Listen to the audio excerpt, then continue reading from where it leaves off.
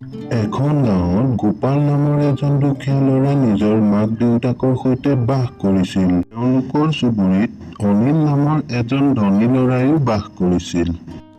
ধনী হোৱাক লৈ অনিল বহুত অহংকাৰী আছিল। যেতিয়াই তাৰ দেউতাক চহৰলৈ গৈছিল তেতিয়াই সি দেউতাকক দামী দামী খেলা বস্তু আনি দিবলৈ কৈছিল আৰু গাঁৱৰ ল'ৰা ছোৱালীক দেখাই দেখাই খেলিছিল। দেউতা এই এৰোপ্লেনখন কিমান ওপৰলৈ উৰে, মই এতিয়াই ওচৰৰ খেলপথাৰখনত খেলি আহোঁগৈ। এইটো কৈয়ে সি ওচৰৰ খেলপথাৰখনত এৰোপ্লেনখন উৰাবলৈ লয়। তেনেতে তাৰ লগৰ বাবু আৰু চুনা আহি পেলাই সেই ঠাইত উপস্থিত হয়। বাবু, চুনা, এয়া চোৱা মোৰ এৰোপ্লেনখন কিমান ওপৰলৈ যায়।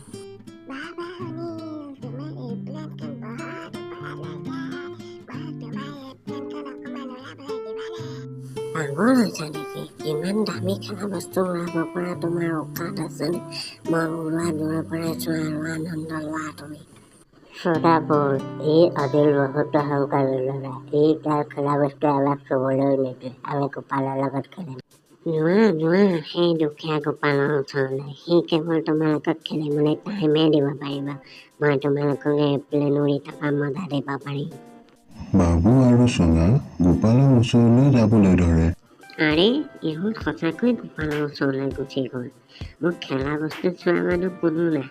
বুজা নাই সকলো কিয় গোপালৰ ওচৰলৈ গুচি যায়।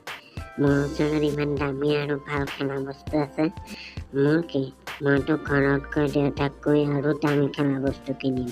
তেতিয়া দেখিম নহয় সেই গোপালক কেনেকৈ মোৰ ওচৰলৈ দৌৰি আহিব সিহঁত। গোপাল বহুত ভাল ল'ৰা আছিল। সি সকলো সমনীয়াৰ লগত বহুত মৰমেৰে কথা পাতিছিল আৰু ভালদৰে খেলিছিলো।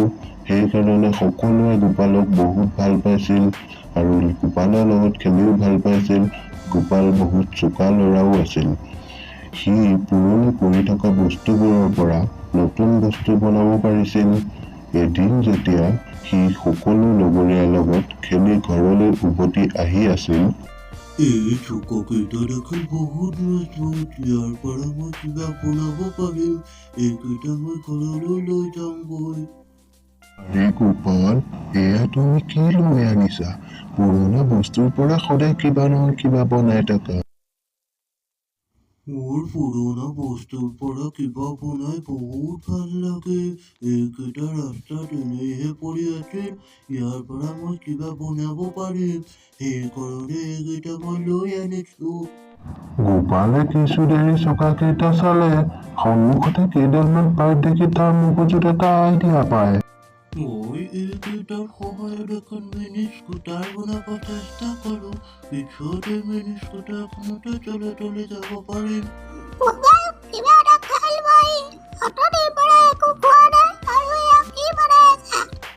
আৰু অলপ দেৰি ৰোৱাবা। মই মিনি স্কুটাৰ এখন বনাই আছো, যিখনত তুমি উঠি গোটেই গাঁৱত ঘূৰিব পাৰিবা।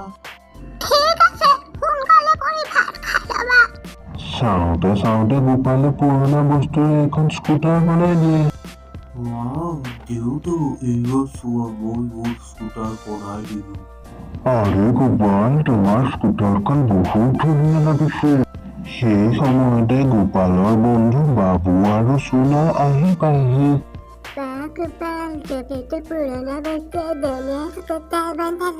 গোপাল, মই তোমাৰ স্কুটাৰখন অলপ চলাব পাৰিম দে। পাৰিবা বাবু, কিয় নোৱাৰিবা? তিনিওটাই বাইকত উঠি গৈ থাকোতে বাটতে অনিলক লগ পালে। গোপালে কিমান ধুনীয়া আৰু ভাল স্কুটাৰ বনালে, আৰু গোপালে আমাৰ ইয়াত উঠিবলৈও দিছে। আমি এইখন স্কুটাৰত যোন মন্দে যাব পাৰো। মোৰ বেটাৰীত চলা বাইকৰ তুলনাত এই পেলনীয়া বস্তুৰে বনোৱা স্কুটাৰ একো কামত নাই। মই দেউতাক কৈছো ইয়াতকৈ দামী সৰু স্কুটাৰ এখন আনিবলৈ। সেই সময়তে অনিলৰ দেউতাক সেই ঠাইত উপস্থিত হয়হি।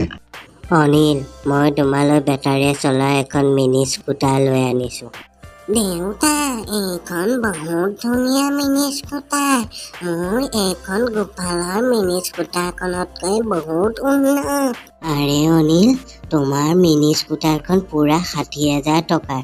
এই সৰু স্কুটাৰখনৰ তুলনাত গোপালৰ এইখনৰ একো কাম নাই।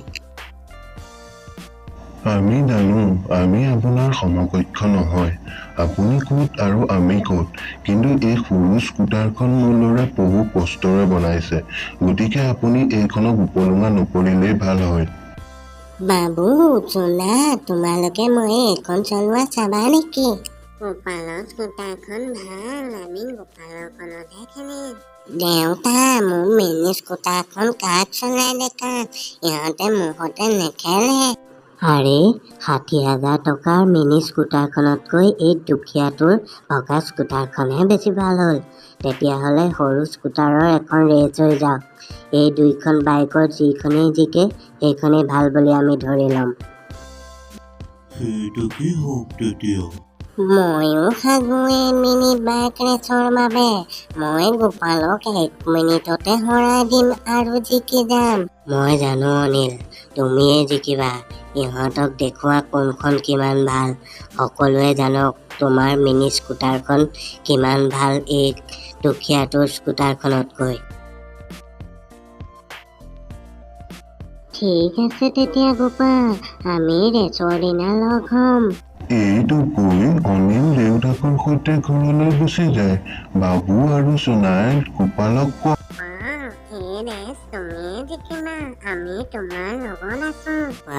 তুমি দেখাই দিয়া, তুমি কাৰোতকৈ কম নহয়। অনিলে নিজে নিজকে ডাঙৰ দেখাই থাকে। গোপাল, মই আৰু তোমাৰ মা সদায় তোমাৰ লগত আছো। তুমি মুঠতে এই ৰেচখন জিকা।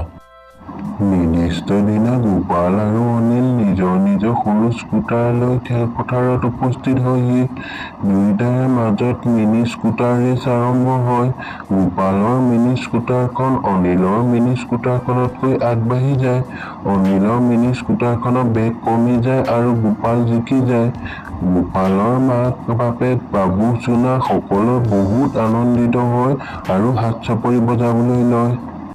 গোপাল জিকিল, মই জানো সি জিকিবই, গোপাল জিকিল। গোপাল, তোমাৰ মিনি স্কুটাৰখন সঁচাকৈয়ে বহুত ভাল। মোৰ স্কুটাৰৰ বেটাৰী শেষ হৈ গ'ল, তোমাৰ স্কুটাৰ চলিয়ে থাকিল। তোমাৰ মিনি স্কুটাৰখন সঁচাকৈয়ে বহুত ভাল। এই মিনি স্কুটাৰ ৰেচৰ তুমিয়ে বিজয়ী। ভাত খোৱাৰ বাবে অনিলৰ মিনি স্কুটাৰখনো বহুত ভাল। যদি এই মিনি স্কুটাৰখনক ফুল চাৰ্জ কৰিলেহেঁতেন, তেতিয়া এইখন মাজতে ৰৈ নগ'লহেঁতেন আৰু মোতকৈ জিকি গ'লহেঁতেন। গোপাল, তুমি সঁচাকৈ বহুত বুজি পোৱা ল'ৰা। এদিন তুমি বহুত ডাঙৰ মানুহ হ'বা। সকলোৱে গোপালক বহুত প্ৰশংসা কৰে। গোপালে প্ৰমাণ কৰি দিলে, মনত উদ্যম থাকিলে সকলো কৰিব পৰা যায়।